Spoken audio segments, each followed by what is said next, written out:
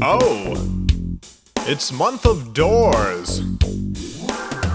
This month of doors, remember, doors are walls you open. If you kill a door, it becomes a doorway. Enjoy doors.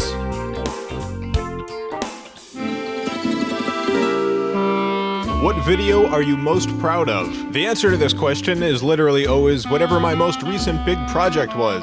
So at the moment it's Shadowstone Park, until the Charlie finale comes out, at which point it'll be that. What's your favorite cartoon from the 90s? Oh geez, impossible to pick just one.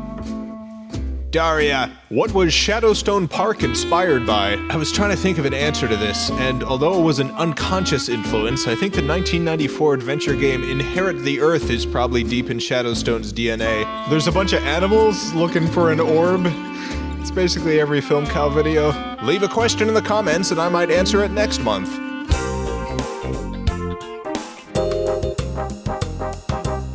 What's going on here? Let's see. Still working on the Charlie finale. Scuffy's been doing some art stuff for it, which I can't show you, but just assume it looks real good. The second chapter of the audiobook The Murder of Detective Mittens is up on Patreon. I'm still doing the nightly live streams where I play an old video game in a valley. Oh yeah, also Devon's back. Get ready for another frightful tale as the names of the $10 and up Patreon supporters go by.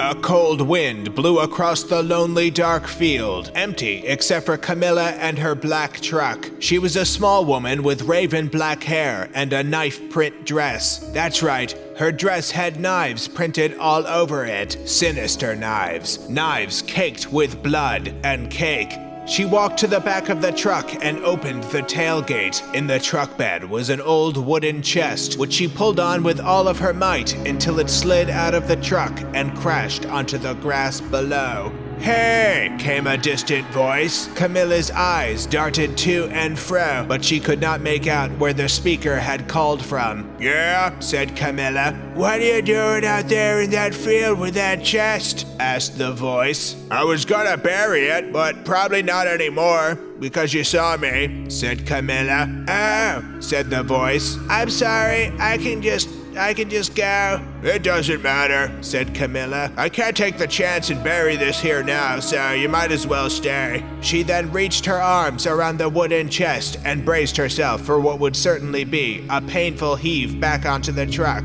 "I wish I could help you with that," said the voice, and then a figure emerged from the darkness, slowly moving toward Camilla and the truck. "But I'm a ghost, so I can't, grab stuff." Camilla took her hands off the chest and spun around to get a good look at the source of the voice. It was a ghost, all right, hovering there in the moonlight, dripping ghost goo all over the grass and dirt. "Oh, you're a ghost," said Camilla. "I thought you were a living flesh person. I guess it doesn't matter if you see me burying this." "What's in it?" asked the ghost. "Human hearts," said Camilla. "Well, what?" said the ghost, their eyes boggling a bit. "I killed 150 people and then kept their hearts for, nostalgia. But I'm going clean and taking some web design classes, so I need to get rid of everything from my old life." "You know, I was murdered, and my killer took my heart," said the ghost. "I'm not saying it was you, but, Camilla looked closer at the ghost's spooky face. "Oh, yeah, no, I did kill you. Hold on one sec." She kicked open the chest and began rummaging through the hearts. "There we go. Yeah, this one's yours. I never forget a heart. They all tell a story." Camilla handed the heart to the ghost, who was able to hold it because it was, their heart. "I don't know how I feel about this," said the ghost. "I feel nothing," said Camilla, "except a burning passion for web design." "You mind if I keep this?" asked the ghost, still looking at their heart. "No, I'm gonna need that back," said Camilla, grabbing it from their ghostly hands. "I'll feel weird knowing one of the hearts isn't in the heart box."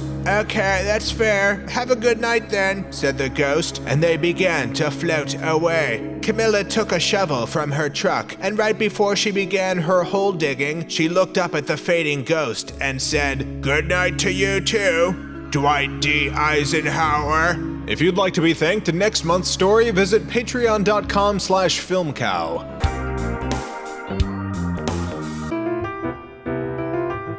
What's the worst thing you can find behind a door? Probably just like some guy.